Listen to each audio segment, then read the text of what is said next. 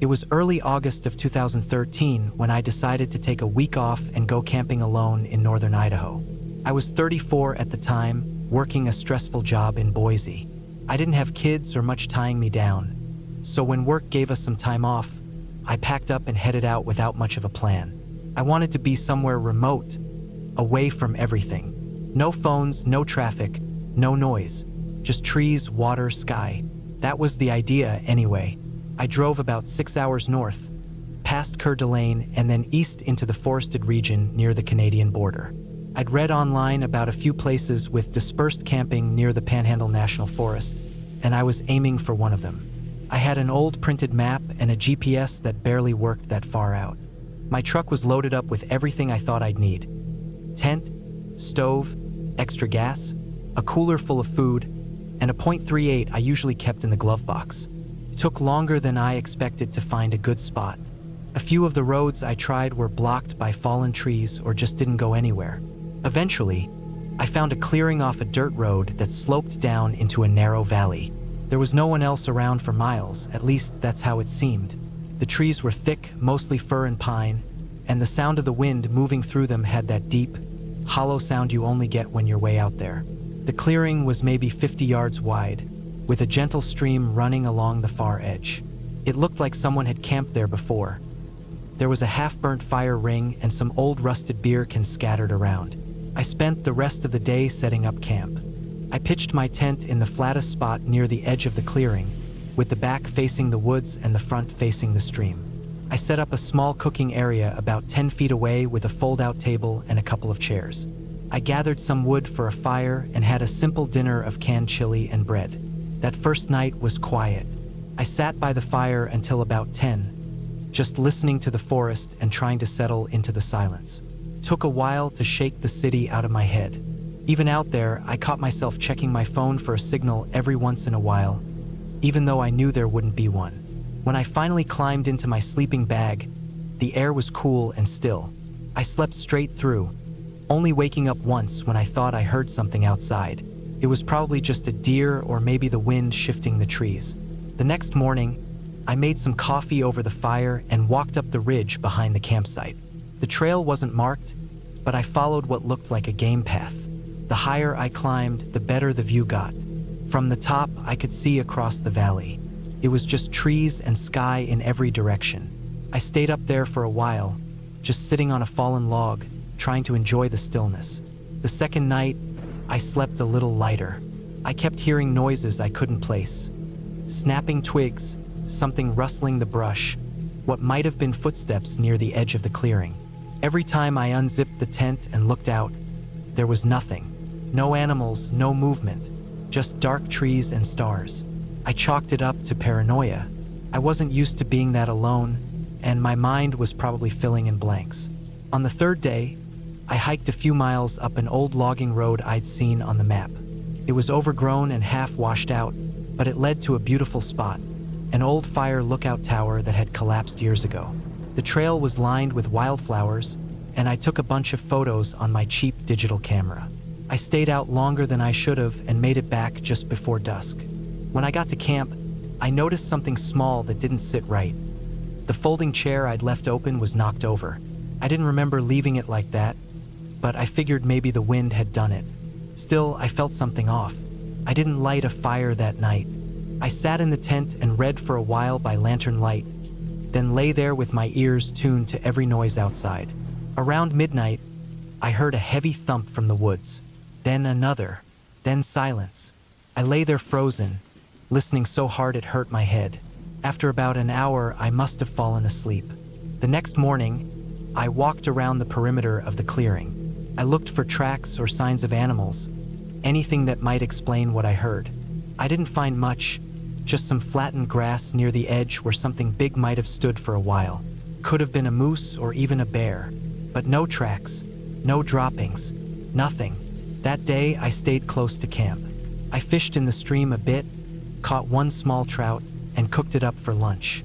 That afternoon, as I was cleaning up, I found something in the brush about 20 feet from my tent.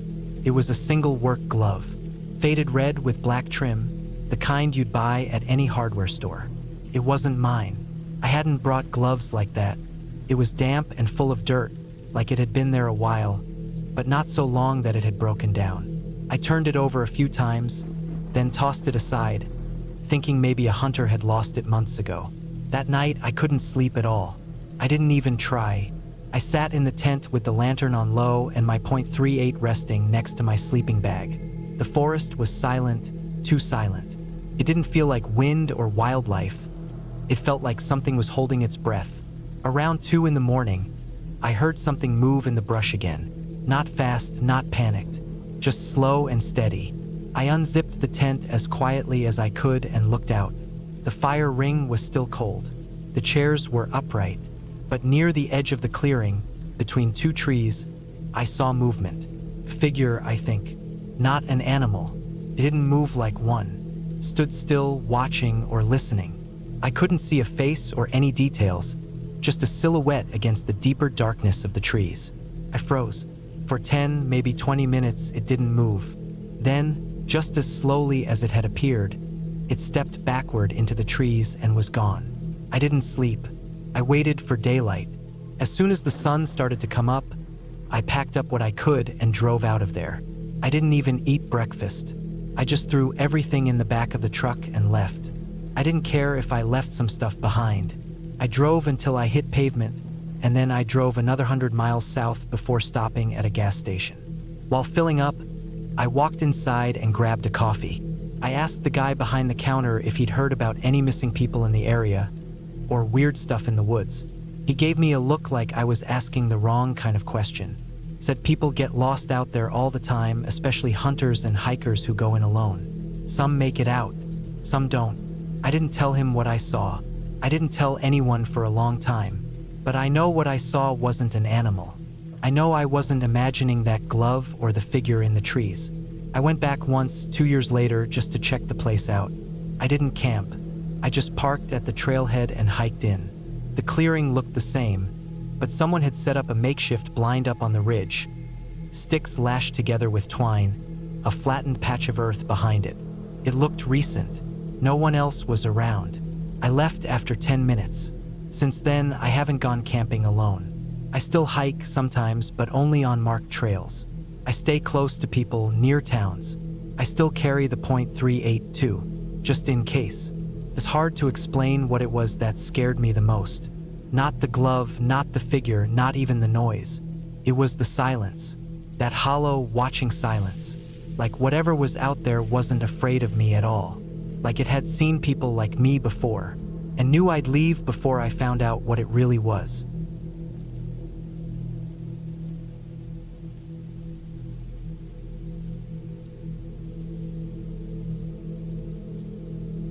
Back in 2014, I was 27, single, and going through one of those stretches where I felt stuck and restless.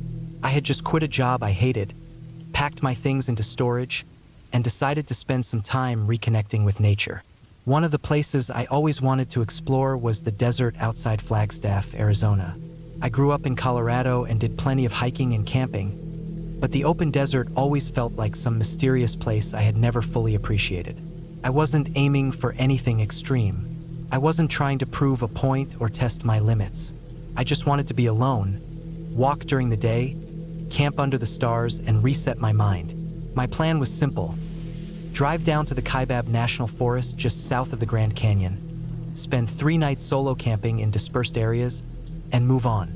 I brought my tent, a sleeping pad, my old Army surplus pack, a 9mm handgun I had for emergencies, water containers, and enough food for about 5 days. I also had a basic GPS, a paper map, and a backup power bank for my phone. I'd done solo camping before in Colorado, Utah, and Montana. Nothing ever weird happened. I didn't expect anything different this time. I drove out of Flagstaff early on a Tuesday morning in October. The air was sharp and dry, maybe 45 degrees. I had looked at some dispersed camping spots near Forest Road 320, way off the main highways. The area had a mix of pines, low scrubland, rocky patches, and miles of flat terrain. You could walk for hours and not see anyone. I pulled off a dusty side road and drove another half-mile until the ruts in the ground told me to stop. I parked, loaded up my pack, and hiked about another mile to get away from any chance of another car showing up. I didn't even pitch the tent right away. I just sat for a while, leaning against a tree, listening. Nothing. That quiet was why I came. I walked around to get my bearings. There were some old tire tracks off in the distance that looked faded, maybe weeks old. There was a small ridge about a quarter-mile away, and behind that, just a wide, flat stretch of brush and rock, all the way to the horizon. You couldn't really ask for a more peaceful place to camp. That first night was completely normal. I made some instant rice and beans, boiled water for tea, and sat with my back to a pine tree until it got dark. I didn't light a fire, partly because I didn't want to attract attention, partly because I liked the dark. The stars were unreal, the kind of sky you can only get in the middle of nowhere. When I laid down, I heard the wind pushing through the brush, a few creaks from the trees, and some far-off animal calls, probably coyotes. I fell asleep without trouble. Sometime during the night, I woke up to what I thought was footsteps, not walking, more like pacing. The sound was soft, inconsistent, crunching lightly on dry ground. I laid still. I figured it might be a deer or even a cow. There were cattle out here sometimes. I didn't move or unzip the tent, just listened. After maybe 5 minutes, the sound stopped. I waited another 10, didn't hear anything else, and went back to sleep. The next morning, I found a few tracks near my tent. Definitely not hooves. They looked like human shoe prints. Big ones. Boots maybe, but they weren't clear enough to guess more than that. It struck me as odd. Who the hell would be walking around my site in the middle of the night? I tried not to overthink it. Maybe someone was camping nearby and just got turned around. Still, I made a mental note. After breakfast, I packed up my stuff and hiked about 3 miles further northwest. No trails, no signs, no other cars in sight. Just a lot of open land and some dry washes cutting through the terrain. The second site felt better, more open, fewer trees, but with some large boulders I could use for cover. I pitched the tent between two of them, where I'd be sheltered from wind but still have a view of the flatlands beyond. I ate a cold lunch, drank plenty of water, and walked for a couple hours, circling back to my tent before dusk. That night, things felt different. It wasn't one specific thing, just a growing unease I couldn't shake. Maybe it was the wind, or how quiet everything got after dark. I skipped the tea and sat with my headlamp off, just watching the horizon, listening. Around midnight, the pacing came back. It was faint but familiar. Crunch. Pause. 2 more steps. Stop. It wasn't a four-legged rhythm. It sounded like someone trying not to be noticed. The steps circled my tent from maybe 30 feet out, then went quiet. I laid completely still. I didn't even reach for my gun. I didn't want whoever or whatever was out there to know I was awake. Minutes passed. Then I heard the sound again, closer this time. The steps were heavier, slow, deliberate, not confident, careful. Then nothing. I stayed awake until the sun started to rise. When I unzipped the tent and stepped out, I looked around immediately. There were more tracks now, this time clearer. The ground was dry, but a thin layer of dust had caught some heel and toe marks. They were definitely human. I counted at least 12 different prints, all from the same direction. They came from the open land behind my tent, looped around the boulders, then disappeared again. Still no boot lugs or shoe treads, just smooth impressions, like old sneakers or bare feet that had dried mud stuck to them. I got the worst kind of feeling then, something about how clean and aimless they were. Not someone hiking, not someone camping, someone watching. I told myself it was probably a drifter or a ranch hand messing around. Still, I packed up fast and didn't eat breakfast. I moved even further out, another 4 miles deeper into the scrubland, following a dry riverbed for most of the way. My legs were burning by the time I found a new place to stop. There was a small rise nearby with dead brush and a fallen log I could use to block wind. I set up camp behind it and covered parts of my tent with loose branches for camouflage. That night, I kept the gun unholstered and my pack ready to grab. I didn't want to be there anymore. I told myself if I made it through the night, I'd hike back toward the car at first light. It would take hours, but I was done. I didn't sleep at all. Started just after 10 p.m. First, a single footstep, then another. Too slow to be an animal, too heavy to be wind. Then silence. I laid on my side with my ears straining. The steps came again, this time from a different direction. Someone was circling again. Then I heard something I'll never forget. The sound of breathing. Not close, but clear enough to recognize. A low, rasping inhale, like someone winded but trying to stay quiet. I couldn't move. I just laid there, heart hammering, while whoever was out there crept around the tent for hours. At one point, I thought they were gone. I sat up slowly and tried to look through the tent fabric. Nothing. No sounds. But then, from the far side of the rise, I heard something scrape. A light dragging noise like a branch or a piece of cloth brushing rock. I stayed in the tent until dawn. When it got light, I emerged to find more prints, same size, same vague shape. But this time, there were drag marks next to them. Like whoever it was had something slung over their shoulder that brushed the ground.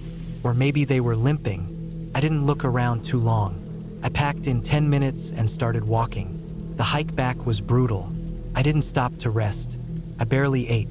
Every sound made me jump. I followed my GPS back to the general area of my car and finally reached the road around 3 p.m. When I saw my vehicle, I almost cried. But even then, I checked underneath and around it before unlocking the doors. I drove straight back to Flagstaff, got a cheap motel, and locked myself inside. The weirdest part came later.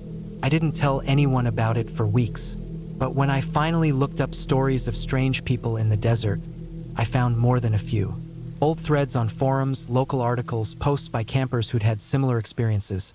Footsteps at night, human-shaped tracks, heavy breathing, watching from a distance. Some people called them skinwalkers, borrowing from old Navajo legends. But none of the stories had magic or monsters. They were just about people, real people who lived out there miles from roads, wearing tattered clothes, watching strangers from a distance. Some people said they were hermits. Others thought they were ex-cons, drug addicts, or survivalists. Some claimed they were just mentally ill and dangerous. Whatever the truth was, I had no interest in figuring it out. I haven't been back to Arizona since. I still go camping sometimes, but never alone, and never without cell service. That trip reminded me that out in the wild, the most dangerous things aren't bears or weather or even getting lost. It's the people who choose to stay hidden.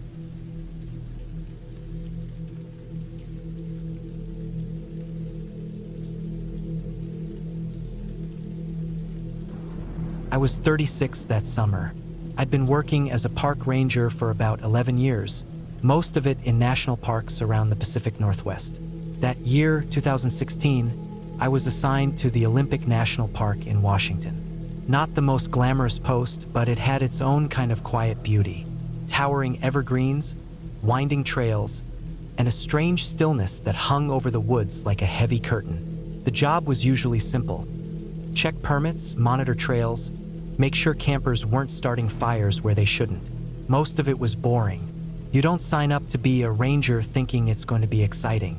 If anything exciting happens, it's usually bad. People get lost, injured, or worse. It was late August when I got assigned to patrol a stretch of backcountry trails near the Hoh Rainforest. That zone is remote, thick with mossy trees and fog. Not many people go out there, which was part of the problem. There had been some recent reports from hikers, things going missing from campsites, the feeling of being watched, weird rustling in the woods at night. No one got hurt and nothing too serious happened, but enough people mentioned it that the higher-ups wanted someone to spend a few nights out there, just to keep an eye on things. I volunteered. I figured a few quiet nights in the woods wouldn't be so bad. I'd been out there plenty of times and knew the terrain well enough. I packed up what I needed: tent, sleeping bag, bear spray, sidearm, rations, radio, journal. I even brought a small trail cam to set up, thinking maybe I'd catch a cougar or some other animal wandering near the sites. I hiked in alone. It took most of a day to get to where I was supposed to set up camp, an elevated ridge about 5 miles off the main trail, not far from a disused fire lookout tower that hadn't been maintained in years. From there, I could monitor 2 nearby valleys and the main trail junction. It was a good spot, high ground, decent visibility, and far enough off the path that any casual hiker wouldn't come across it. The first day was uneventful. I set up my tent, filtered some water, and walked the area around camp, looking for signs of recent human activity. I saw some boot prints near a dry stream bed, maybe a week old, maybe more, but nothing fresh. A couple of broken branches. No garbage, no wrappers, no food waste. That night, I cooked some dehydrated chili, watched the sunset over the valley, and turned in early. I kept the rainfly off the tent because the air was dry and the stars were out. The woods were alive with the usual sounds: tree frogs, crickets, the occasional hoot of an owl. Normal stuff. Around 2 or 3 a.m., I woke up suddenly, not from a noise, but from the absence of one. Total silence. Not even wind in the trees. That kind of silence in the wilderness isn't natural. Something always makes noise, even if it's just the trees creaking or distant water. But that night, everything was dead quiet. I stayed still in my sleeping bag, trying to listen. My heartbeat sounded too loud in my ears. I slowly reached over to my belt and grabbed my flashlight. I didn't turn it on. I just held it. A few minutes went by like that, me listening to nothing, gripping the flashlight hard enough to make my hand hurt. Then I heard something. Not loud, but distinct. It sounded like a rock shifting, maybe 20 or 30 feet from the tent. Not close, but not far enough for comfort either. I held my breath and listened harder. Another soft scrape, then silence again. Animals don't move like that. Not in my experience. They move quick or they move loud. That slow, deliberate pacing, that's human. I stayed inside the tent. I wasn't about to crawl out there and investigate without a good reason. After 10 or 15 minutes of nothing, I eventually fell back asleep, but it was the kind of sleep where you never really stop listening. The next morning, I checked the area. There were footprints, fresh ones. A size 11 or 12 boot, judging by the tread. Not mine. Someone had circled the camp, maybe 30 feet out, never getting too close. I followed the tracks for about half a mile, but they wandered off into rocky ground and disappeared. I radioed it in. Told dispatch I saw signs of human presence, probably just an off-trail hiker or an illegal camper. They logged it and told me to keep watch. No big deal. That second day, I felt uneasy. Couldn't shake the feeling I was being watched. I kept scanning the trees while I walked. Every time I stopped, I thought I heard something behind me, like someone taking one extra step after I stopped. But I never saw anything.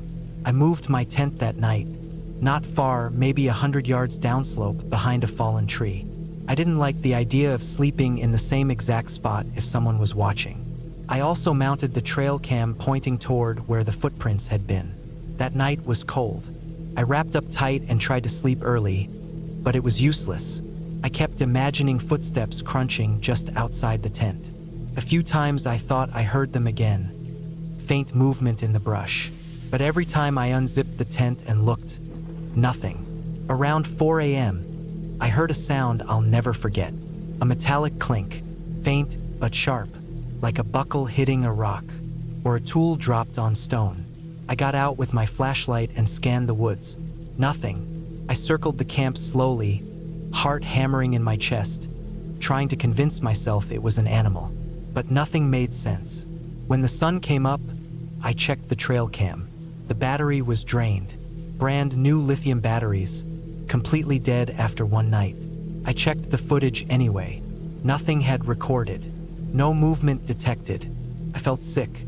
Something was off. Someone was out there. I decided to move camp further down into the valley. My radio could still reach the base station from there, and I'd be closer to a small stream. I hiked 2 miles south and found a good spot near a rock outcrop. That afternoon, I found a campsite. Not one made by the Park Service, an illegal one. Someone had built a crude fire ring and lean-to, tucked beneath some low branches. There were food wrappers, a torn sleeping pad, and what looked like a half-buried tarp. It hadn't been used recently, maybe a few weeks, but it was clear someone had been staying there for a while. I marked it on my map and took photos for documentation. Something about the site made my skin crawl. The way it was hidden, how the trash was buried instead of packed out. I found a dead crow near the fire pit. No obvious injuries, just dead. That night, I didn't sleep. I kept the fire low and stayed outside the tent, wrapped in my bag, listening. Around midnight, I heard movement. Again, that slow, deliberate stepping. I picked up my flashlight and swept it toward the sound. Nothing. I waited. Then, a figure. Far off, just outside the beam. I could see the outline of a man, standing still between two trees. Not moving, not speaking, just watching. I didn't call out. I didn't move. I held my flashlight like a weapon and stared. After maybe a minute, the figure turned and walked back into the woods. Not running, just walking. I packed up before dawn. I didn't care about finishing my patrol. I radioed in and said I was returning to base. The hike back took most of the day. I didn't stop. No breaks. Just steady walking until I saw the ranger station roof through the trees. I filed a report. Told them everything. Footprints, noises, the trail cam, the campsite, the man in the woods. They took it seriously. Sent a team out the next day. They found the illegal camp, but nothing else. No signs of recent activity. No footprints. No figure. The trail cam was examined. Nothing wrong with the wiring or battery housing. Just dead. I took a week off after that. Thought about quitting, but I didn't. Still don't know why. Maybe because I wanted to believe it was just some drifter. A homeless guy living in the woods. It happens. But deep down, I don't think that's all it was. I've spent years in the wilderness. I know what animals sound like. I know how people move when they're lost or scared. Whoever was out there wasn't lost. He wasn't scared. He was careful, quiet, and patient. He didn't want help. He didn't want to be seen. He wanted to watch. Sometimes I wonder how long he'd been out there before I noticed. Days? Weeks? I think about that first night. That silent moment when I woke up. I wonder if he was already watching then, just outside the firelight, waiting to see what I'd do. I still work as a ranger, but I don't camp alone anymore. Not out there, not near the hoe. Too many places to hide, too easy to vanish. And whoever he was, I don't think he ever left.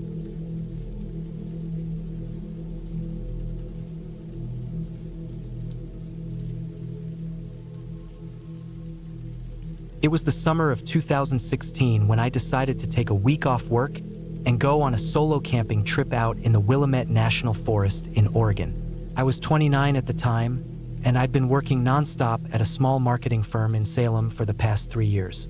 I'd saved up some PTO and just wanted to get away from everything for a while. I'd done a lot of hiking and camping growing up with my dad, and even though I hadn't gone alone before, I figured I was well prepared. I had a good tent, gear I trusted, and enough food and water to last me 5 or 6 days. My plan was to park at one of the lesser-used trailheads and hike in about 8 or 9 miles, set up camp near a small lake I'd found on a topo map, and just spend some time out there with no cell signal, no noise, and no people. The trailhead was about a 2-hour drive southeast of Eugene. I left early on a Tuesday morning, reached the gravel parking lot by about 10 a.m., and set out with my 55-liter pack, a rolled-up tent strapped to the bottom. The first few miles were quiet, peaceful, just the sound of my boots on the dirt, birds calling through the trees, and the occasional breeze moving through the fir branches above. I saw no one. The deeper I got into the forest, the more I could feel everything else slipping away. That was what I wanted, just the woods and me. By late afternoon, I made it to the lake. It wasn't very big, maybe a couple 100 feet across, nestled in a little dip in the terrain with a few rocky outcrops on the west side. The trees came right up to the shore. The water was glass still, the kind of clear where you could see every little rock and branch below the surface. I found a dry, flat patch of ground about 20 feet from the edge, and I set up my tent, rolled out my sleeping pad, and laid out my food bag to get organized. The first night was uneventful. I cooked some dehydrated chili over my camp stove, watched the last bit of sunlight disappear through the treetops, and turned in early. It got cold fast after dark, but I was used to that. I had a decent sleeping bag rated down to 20 degrees Fahrenheit, and I'd layered up before bed. I didn't even need to pee in the middle of the night, which is rare for me. I slept pretty well. Woke up around 7 to a little mist coming off the lake and birds chirping everywhere. I spent that first full day just hiking around the lake, doing some bushwhacking on the far side, and sitting in the sun with my feet in the water. I had a small fishing rod and tried a few casts, but didn't get any bites. Didn't matter. I wasn't there to catch fish. I was there to get away. That night, I thought I heard something moving through the brush around 3 in the morning. I woke up with that weird feeling like something was nearby. My first instinct was bear. I sat up, listened hard, heard twigs snap. Could have been a deer. I had my bear spray next to me, and my food was hung in a dry bag from a tree branch about 30 feet from camp, well away from my tent. I stayed still and waited. After a few minutes, everything went quiet again. I told myself it was probably nothing, maybe even a raccoon. I eventually fell back asleep. On the third day, I hiked up to a small ridge east of the lake. I had to climb over a bunch of deadfall and squeeze through some thick brush, but the view from the top was worth it. Just trees in every direction, no signs of people, not even a plane overhead. I remember sitting up there for a while, just eating some trail mix and thinking about how far I was from everything. Felt good, but something changed that night. I woke up again around 3 a.m. This time it wasn't because I heard something. It was just this feeling, like something wasn't right. I listened, nothing. I sat up, opened the tent a little, peeked out. My headlamp was next to my sleeping bag, but I didn't want to turn it on. My eyes were already adjusted to the dark. The moon was about half full, and I could see the lake through the trees, calm and dark. That's when I noticed something. My food bag was gone. I knew exactly where I had hung it. I tied it with paracord to a high branch and hoisted it up out of reach. Now the rope was dangling and the bag was gone. That wasn't normal. Even if a bear got to it, I would have heard something, and there would be noise or damage to the branch. But the rope was cleanly cut, like a knife or blade had gone through it. That set off some alarms. I grabbed my headlamp and lit up the area. Walked around, looked for tracks. I found some boot prints near the base of the tree. Not mine. They were newer. The dirt was still soft from some rain earlier in the week, and these prints were fresh. That's when I started to feel uneasy. Someone had been here, maybe watching, maybe waiting for me to go to sleep. I packed up fast the next morning. I was already low on food, and now it was gone. I had maybe 2 granola bars in my day pack and a couple of trail snacks, but nothing to last another 2 or 3 days. My plan had been to hike out on Friday, but it was Thursday morning, and I didn't want to wait around. I decided to take a different route back, a longer loop that cut across an old fire road I'd seen on the map. It would take me a bit further east before turning south and eventually back west toward the trailhead. I figured maybe I could avoid whoever had taken my food, assuming they were still in the area. The hike was rough, lots of up and down, overgrown trails, and parts of the fire road had been taken over by brush and erosion. I kept moving fast, checking behind me every few minutes, stopping to listen. I didn't see anyone, but I couldn't shake the feeling that someone might be out there, following at a distance. Around 3 p.m., I stopped to rest and eat one of the bars I had left. I was on a high point looking back the way I came. I thought I saw something move through the trees, maybe 100 yards down the slope. Just a flash of motion, too quick to be sure. I stayed still, waited, watched. Nothing came out. I didn't wait long after that. I started moving again, and this time I didn't stop. I didn't make it back to the trailhead before dark. I was still about 4 miles out when the sun dipped behind the trees. I didn't want to risk hiking blind, so I found a flat spot off the trail, set up my tent fast, and got inside. I didn't cook anything. I had nothing to cook. I just drank some water, laid down, and listened. Every little sound made my heart beat faster. At around midnight, I heard something again. Steps. Not heavy like an animal. Soft, careful, human. I held my breath. The steps stopped maybe 15 feet from my tent. Then nothing. Just silence. No breathing, no moving. I laid there, frozen, clutching the handle of the bear spray with one hand and a small knife with the other. Minutes passed. Still nothing. Then the steps started again. They circled the tent. I could hear sticks crack under slow, deliberate steps. Then silence. I don't know how long I stayed like that. Could have been an hour. I didn't sleep at all. By first light, I was moving. I packed up in record time and hit the trail again. The last few miles were a blur. I kept looking behind me, scanning the woods. I didn't eat, just drank a bit of water to keep from crashing. When I finally reached the gravel lot, my car was the only one there. I unlocked it fast, threw my pack in the back, and got in. But here's the part that still sticks with me. As I was pulling out, I saw footprints in the dirt next to my car. Not mine. They came from the trail, stopped near the driver's side, then turned and went back toward the trees. Whoever had taken my food had followed me. They'd watched me. They came to my tent in the night, and they followed me all the way back to my car. I drove straight to the ranger station, told them everything. They sent someone out to check the area, but I never heard anything back. I didn't have a name or a face or any proof, just a gut feeling and some boot prints. I haven't gone solo camping since, not because I'm scared of the woods, but because I'm scared of people who hide in them.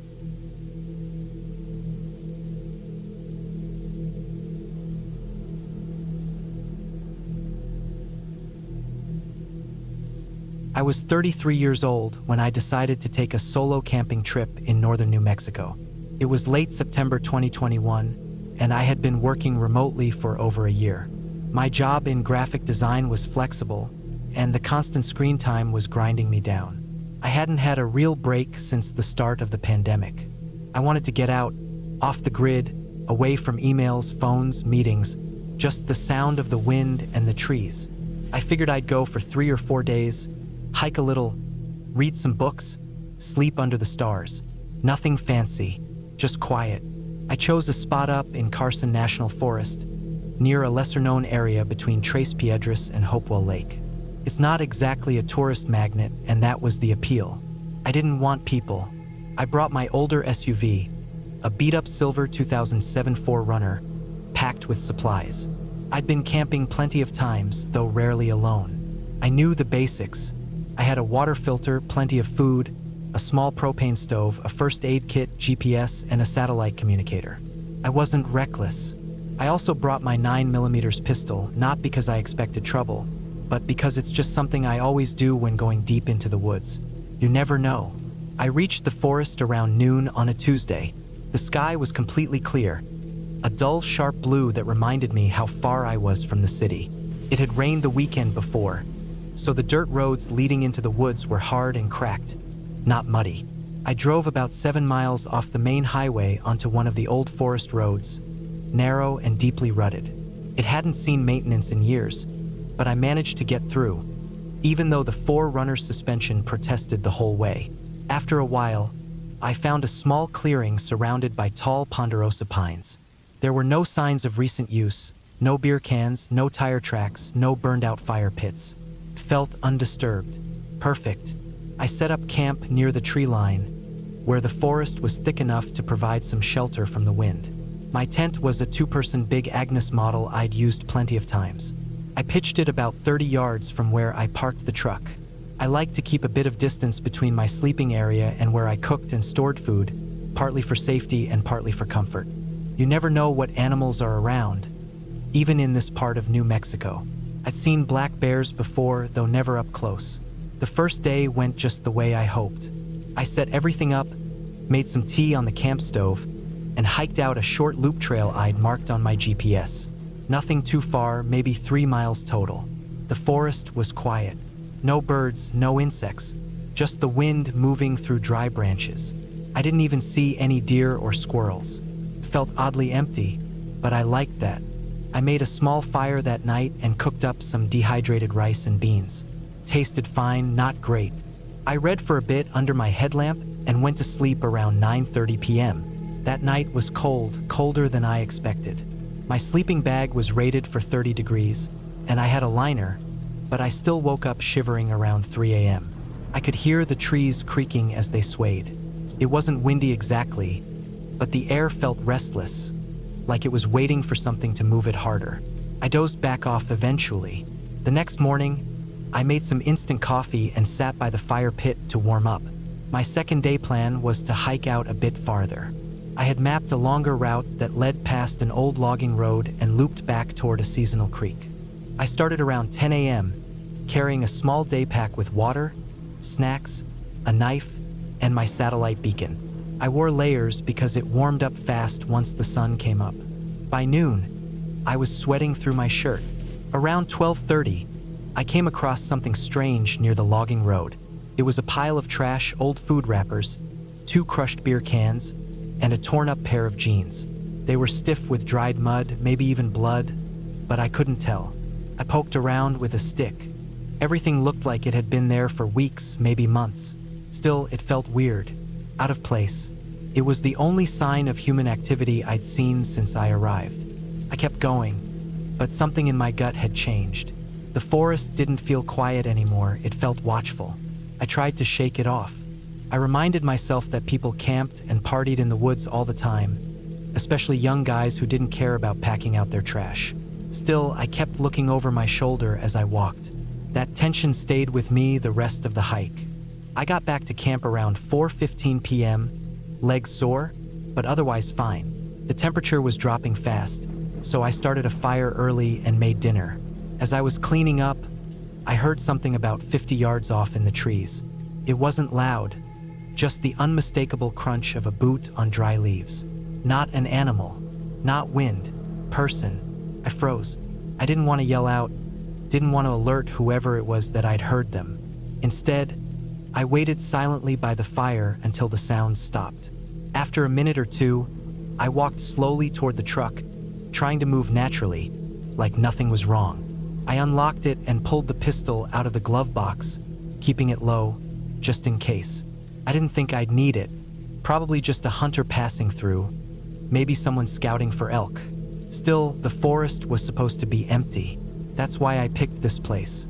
That night, I didn't sleep much. I kept the pistol in my sleeping bag and listened. Every little twig snap made my heart jump. Nothing happened, though. No more footsteps, no lights, no voices, just silence. The third day, I felt different. Not scared exactly, but on edge. I skipped hiking and stayed around camp. I moved my chair so I could watch the forest in every direction. I read, but only a few pages at a time before checking around me again. The wind had picked up, and the pines whistled and groaned overhead. Around 2 p.m., I walked out about 100 yards behind my tent to check out a rocky outcrop I'd noticed before. When I got there, I saw boot prints in the dirt, deep, recent. Someone had been there, probably this morning. They weren't mine. The tread was different, heavier. I knelt and touched the soil, still moist underneath. Fresh. I turned and scanned the forest. Nothing, just trees and wind. That was it for me. I went back to camp and started packing. Something wasn't right out here. I'd planned to stay one more night, but I didn't want to push my luck. By 4:30, everything was loaded into the truck. I was about to pull out when I saw something that stopped me cold. There were fresh footprints, same tread as before, leading from the trees straight to where my tent had been. I hadn't heard a thing. They'd come while I was at the outcrop, maybe even watching me. That was all the confirmation I needed. I drove out fast, wheels throwing up dust, suspension groaning the whole way. It took nearly an hour to reach the main road. I didn't see a single person the whole drive out. When I hit the highway, I felt my shoulders drop. Relief. I drove straight to a gas station in Chama and parked near the pumps. I sat there for 15 minutes just breathing, letting it all come down. That night, I stayed in a cheap motel. I kept the pistol on the nightstand. I didn't sleep well, kept waking up thinking I heard something outside. In the morning, I walked around the Forerunner to check it over before heading home. That's when I saw it, on the rear bumper, scratched into the dust. For letters. Late. That word sat in my brain like ice. Someone had been close enough to touch my truck. They'd been waiting, watching. I don't know what would have happened if I'd stayed another night. I don't want to know. I drove straight home and didn't stop except for gas. I didn't report it. What would I say? No crime, no evidence. Just a feeling, some footprints, a word. I told a few friends, and they said maybe it was a prank, or maybe I imagined it. But I know what I saw. I know how it felt. Since then, I haven't camped alone again. Maybe I never will. It's not the animals that worry me. It's not the cold or getting lost. It's people. The ones who move silently, who leave no sign except a footprint in the dirt or a word in the dust. People are the real danger out there.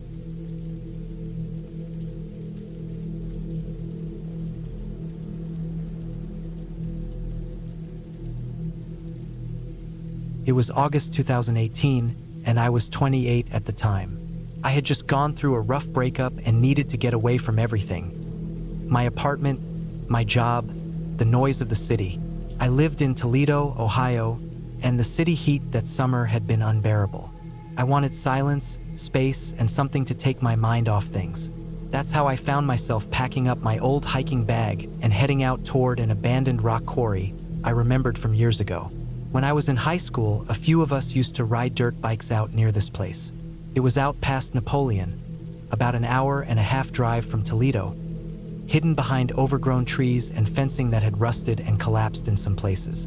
The quarry had been shut down since the early 2000s, supposedly due to a couple of serious accidents involving unstable ground and poor safety standards.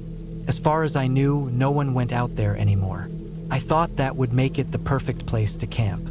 Total solitude, nothing but empty land and the skeletal remains of old machinery and crumbling concrete buildings. That's what I wanted, quiet. I didn't tell anyone where I was going. I wasn't trying to be secretive. I just didn't think it mattered. I packed light but smart. Tent, sleeping bag, freeze-dried meals, headlamp, water bottles, a knife, a little collapsible stove, and my old SIG P226 I hadn't used in a while. I wasn't expecting trouble, but it felt stupid not to bring it just in case. I also packed a notebook and a couple of books. I figured I'd get some thinking done. The drive out was uneventful. I left around noon, took back roads once I passed Defiance, and followed a few gravel roads until I found the old dirt path that led up to the quarry. Nature had tried hard to take the road back. Weeds and brush had crept up the middle, and I had to park half a mile away because a fallen tree blocked the last stretch. I hiked the rest of the way with my pack digging into my shoulders, sweat already soaking through my shirt. But when I finally climbed the ridge and looked down into the quarry, I felt a strange sense of peace. The pit opened wide below me, massive and silent. You could still see the old terraced cuts down into the rock, now filled with weeds and small trees. Pools of still water had collected at the bottom, dark and greenish. On the far side stood the remains of the old loading station and a few maintenance buildings, all crumbling but still upright. A rusted conveyor belt hung limp in the sun, stretching from the upper ledge down to the floor like some ancient dead snake. I made my way down the slope carefully, taking a winding path along the old haul road that wrapped around the edge. It took me about 15 minutes to reach the bottom. I picked a spot not far from the largest building, probably an equipment garage back in the day, and set up camp beside a low wall that gave me some shelter from the wind. Once my tent was up, I just sat on a rock and looked around. It was dead quiet, just the occasional sound of insects or the wind catching a loose piece of metal on one of the buildings. There were no trails, no tire tracks, no beer cans or trash. Nothing to show that anyone had been there in years. That's what I liked about it. I thought I'd sleep like a baby, but that night didn't go how I expected. I made some dinner and read for a while. As the sun went down, everything turned gold and then deep blue. The shadows in the quarry got long and sharp, and even though the air was still warm, I felt myself shivering a little. I kept my flashlight close as it got dark and eventually crawled into my tent around 9:30. I lay awake for a while, listening to the distant chirp of crickets and frogs echoing off the rock. But somewhere around midnight, I heard something else. It wasn't loud, just a faint metallic clink, like a chain or pipe being tapped. I sat up fast, heart suddenly pounding. I waited. Nothing. Just silence again. I told myself it was probably an old piece of metal shifting in the wind or something falling. Places like that are full of loose junk. But I couldn't shake the feeling. I didn't sleep the rest of the night. Every hour or so, I'd hear another strange sound. Sometimes scraping, sometimes like a dull thud, always faint and far off. I stayed zipped in my tent, listening, clutching the SIG under my sleeping bag.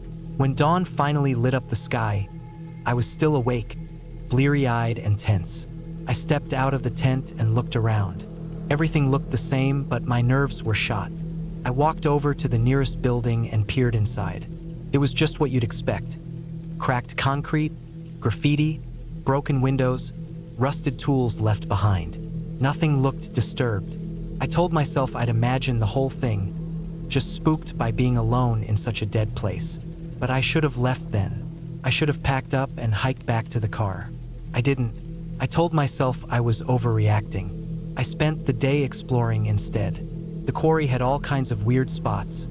Collapsed tunnels, old water tanks, piles of broken stone, rebar poking out of the ground like metal weeds. I walked carefully, not wanting to twist an ankle or fall through something unstable. A few times I heard what sounded like rocks falling somewhere deeper in the pit, but I figured it was just ground shifting. Maybe an animal. Around 6 p.m., I returned to camp and made dinner again. I was exhausted from barely sleeping the night before. As the sun dropped, I felt that same uneasy feeling settle over me.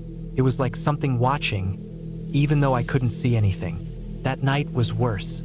Around 1 a.m., I heard footsteps. They were slow, deliberate, and on gravel. That distinct crunch. At first I froze, not breathing. Then I grabbed the gun and unzipped the tent just enough to look out. It was pitch black. I saw nothing, but the steps kept coming, moving slowly, like someone walking near the buildings, circling almost. I stayed like that for at least 20 minutes, heart pounding so hard I thought it would echo off the quarry walls. Then they stopped. Nothing else. No sound. I stayed awake until the sky began to lighten. When morning came, I got out and searched. There were no footprints, but the ground was hard and dry, not great for tracks. Still, it unsettled me more than anything else. That night, I packed everything. I couldn't sleep out there again. I decided to hike out and sleep in my car. As I started up the Old Hall Road, I kept checking behind me. I felt exposed on the open path. The shadows in the pit felt heavier, like they were clinging to the rocks. I reached the ridge and looked back down one last time. Nothing moved, but just as I turned, I saw something that made my stomach twist. Near the building where I'd camped, just beside the wall I had used for shelter, there were fresh marks in the dirt. Not footprints, drag marks. Long, shallow furrows, like someone had pulled something heavy across the ground. They hadn't been there the day before. I stood frozen, staring at them. The tracks led toward the collapsed side of the building and vanished into the dark. I didn't go down to check. I ran. Back at my car, I threw my gear in the trunk and peeled out of there so fast I nearly slid into a ditch. I didn't stop until I reached a gas station with a lit parking lot and people inside. I sat there for over an hour, hands shaking on the steering wheel. It was daylight now. I could have gone to the police, I guess. But what would I tell them? That I heard some noises and saw some marks in the dirt? That I thought someone was out there, maybe living in the ruins of an abandoned quarry? I drove home and didn't tell anyone for months. I didn't go camping again for over a year. When I finally did, it was in a state park, surrounded by families and ranger patrols and lit bathrooms. But I never forgot that quarry. A year later, in the fall of 2019, I got curious. I started digging online, trying to find out more about the place. Not much came up, but I eventually found an old local news article from 2003. It mentioned 2 workers going missing during the final months before the quarry closed. One was never found. The other was discovered at the bottom of a service shaft, weeks after the site had already shut down. No foul play was confirmed. The official story was that both fell due to unsafe conditions. That might be true, but I know what I heard out there. Someone or something human was still living among those ruins. Maybe a drifter, maybe someone hiding from something, or maybe just someone who never left. I don't know, but whatever the case, I learned something from that trip. Just because a place looks abandoned doesn't mean it's empty. And sometimes, being truly alone isn't the scariest part. It's realizing you're not.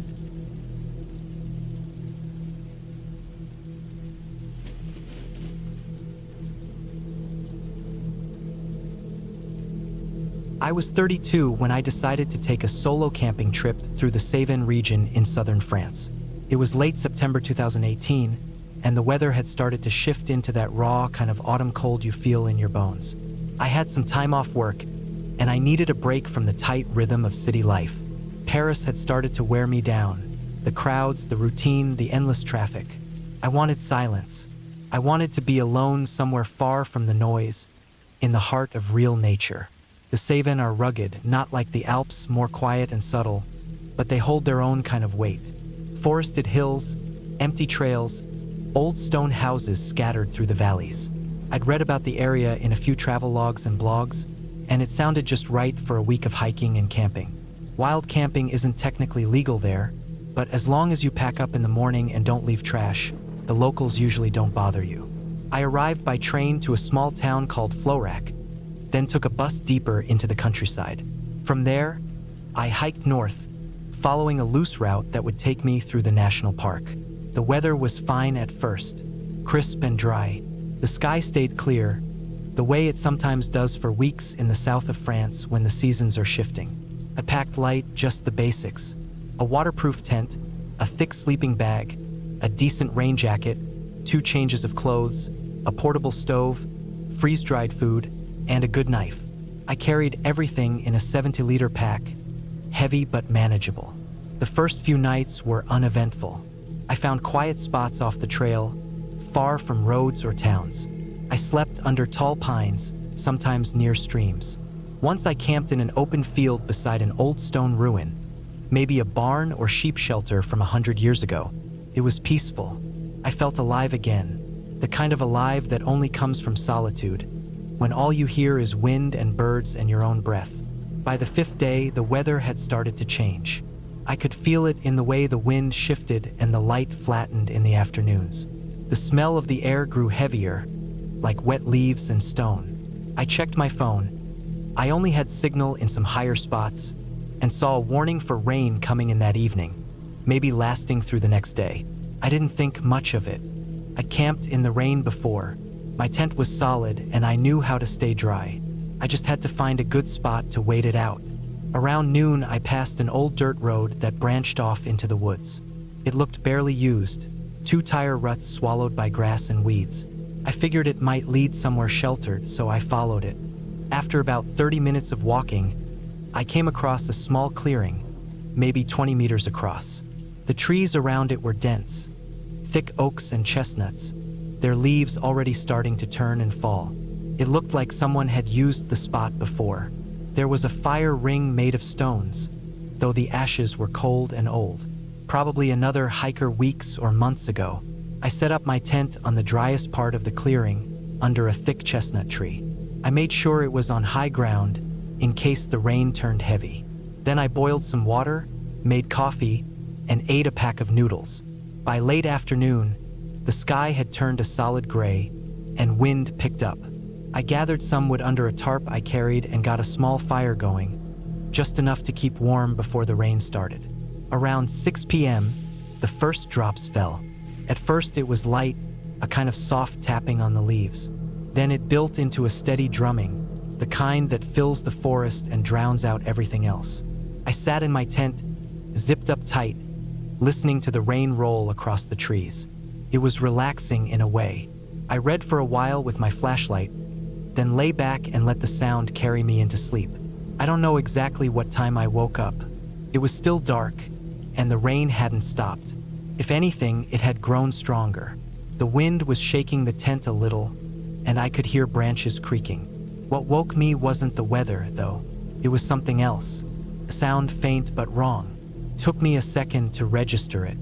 A kind of dull metal clink, like something tapping against steel. I froze and listened. Nothing. Just the wind and rain. Then I heard it again. A sharp, quick clink. Metal on metal. Not far. Maybe 10 or 15 meters from the tent. My first thought was an animal. A deer maybe, or a wild boar rooting around. But boars don't make metallic noises, and deer don't carry tools. I sat up slowly and unzipped the flap just enough to peer out. It was pitch black. I couldn't see anything past a few meters. The rain was coming down so hard it looked like mist in the beam of my flashlight. I turned it off again. I didn't want to be a beacon in the dark. I stayed still for a long time, just listening. Maybe it had been nothing. A tree branch falling on a rock. Something natural. Then I heard it again. This time it was clearer, a scrape, then a clink, like someone dragging something across metal. But there was nothing metal in the clearing. No fences, no cars, nothing. My pulse kicked up hard. I wasn't scared yet, not fully, but my brain was definitely starting to run through scenarios. Maybe a hunter, lost in the woods? But who hikes out this deep in a storm at night? And who doesn't call out? I reached for my knife. It wasn't a big one, just a 6-inch blade I used for food and basic tasks. But it was sharp. I held it tight and stayed low. Minutes passed. No more sounds, just the endless drumming of rain. Then I heard footsteps, not loud, but distinct. Wet footsteps in leaves. Close. I held my breath.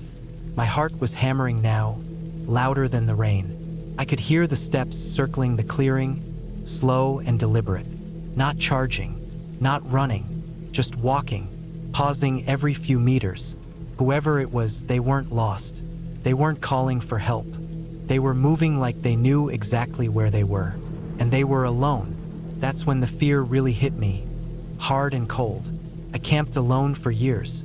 I dealt with bad weather, wild animals, even near hypothermia once. But this was different. This wasn't nature.